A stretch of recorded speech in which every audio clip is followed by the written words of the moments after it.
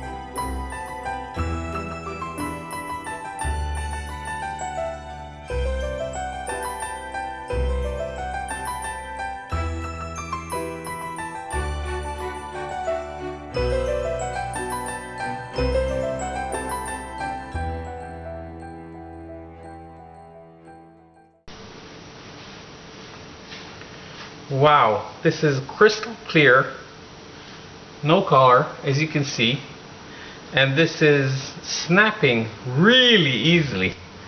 Now with this substance I had no idea what it will do and how it will behave, and that is remarkable.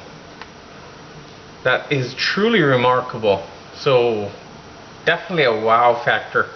Okay, let's you know what, I plan to do something with that.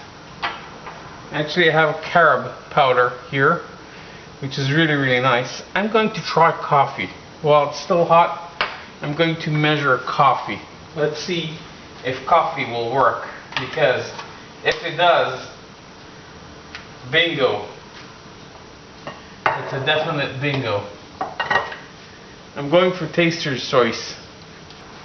Okay? Let's give it a go. If it melts in, it's a bingo.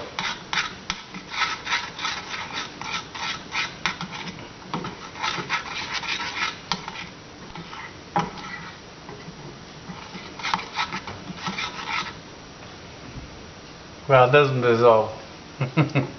None at all. Still, I'm going to cast it. This is looking nice. This is not ruining the grains of coffee. It's going to be an interesting try, so let's give it a go. Let's take it out. You can see the grains there floating. Let's pour it onto the surface.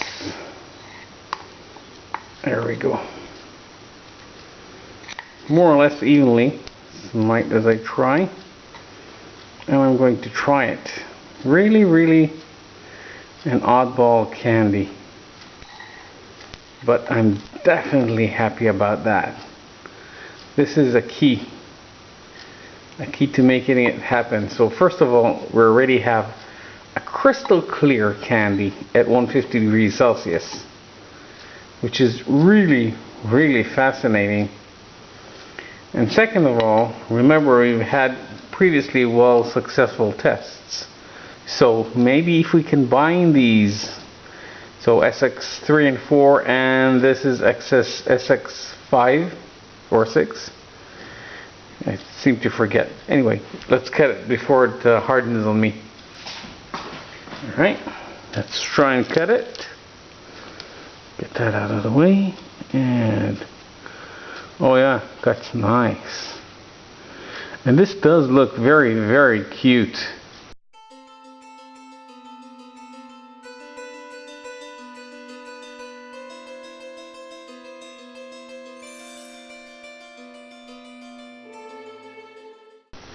I'll let this harden, and if you're wondering why this is not clear but opaque now, there's only one simple reason. When I mixed it last time, I've introduced air into it. Right, well, this hardens. Let's take this away. But there we go, like so. And let's try these. This is 120. And let's give it a shot. Wow, it's surprisingly rigid. Like toffee. Really nice. Very, very sticky though. Oh yeah, definitely too sticky. You can see that. Very stringy. Like so. Okay, let me wash my hands from that. That was extremely sticky.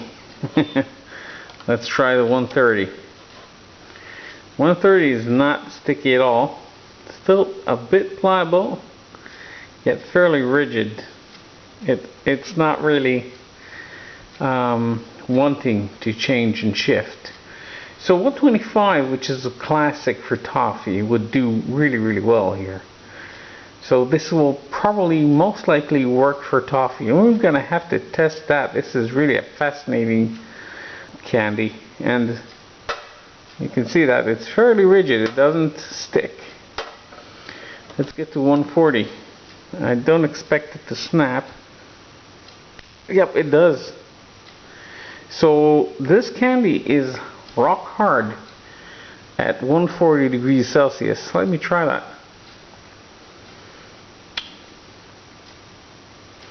There's no real aftertaste. While I couldn't bend it with my fingers, it snapped. It does flex when I try that with my teeth. So it's still pliable, not rock hard.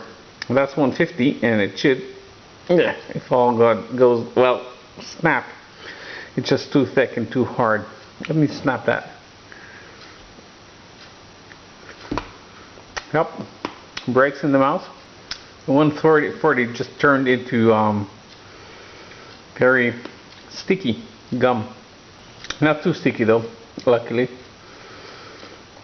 150 is doing fine. So this hardens at 140, but it's not hard enough. It's let's call it semi-hardens at 140. So 150 is the right goal. This is long enough for me to snap, like so. So it does snap. It's sweet, obviously there's lots of sugar there, but it's not too sweet. Tasting this candy is interesting because it's sweet. Obviously there's sugar there. It's not too sweet, and that's the interesting thing. Now usually sugar-based candies are not too sweet. The artificial sweetener-based candies are really, really disgustingly sweet. Not the sugar-based. So this is acting just like a sugar-based candy. It's not too sweet.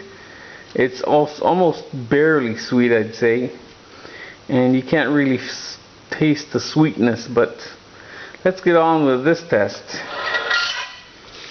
I'll wash my hands and dry my hands, and we'll break these apart.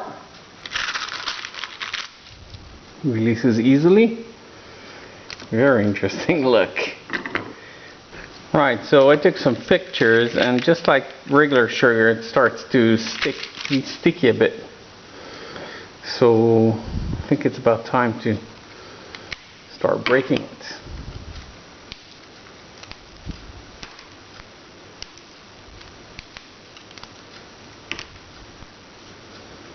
Put these little sharp shards away. I'll get some powdered sugar. Otherwise,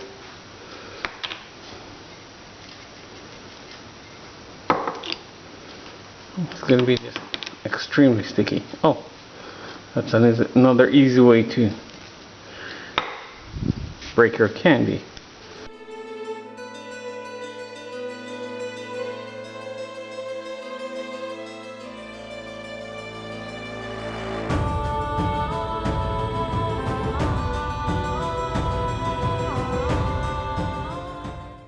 Let's transfer these into a better vessel and continue in a minute. They do taste like coffee. They actually taste like a bit like bitter coffee because it's not sweet enough, which is ridiculous because we have, well, let me calculate, 2/3 plus sugar in this candy. So we have something like 70-30 more or less of this additive, and we have about 10%, not even 10%, something like 5% coffee. So yeah, and you can see it. You can see the coffee through it, and it does taste like coffee. And since it's dissolving granular coffee inside the sugar, the coffee is going to be just a little bit bitter. And then this is, I think it's my very first bitter candy. I've never made any bitter candies. I don't think anybody has made any bitter candies, and if he has, he's thrown the batch away like we all usually do. But you know what? This is really nice. I really like it. It's also my first spotted candy. Because you don't see spotted candies too often. All in all, I'm really happy. I estimated that from all my, I think 6 natural sweeteners with natural sugars that I'm going to test, maybe one would work. I expected 2, 1 plus 2 together to work, which is SX3 and 4. But we got another one, and it beats the previous ones by a mile, because the previous ones you did see a little bit of the candy turning yellow, which is natural, by the way. This should happen with corn syrup. It does happen, but this is absolutely clear, no doubt about it. Sorry about the last delay. I make candies when God/wife/kids allow, and it's in turns, and all of them have to agree. So I had a rough time. Didn't have time for that. My kids were preparing for exams and all that, so they needed my time.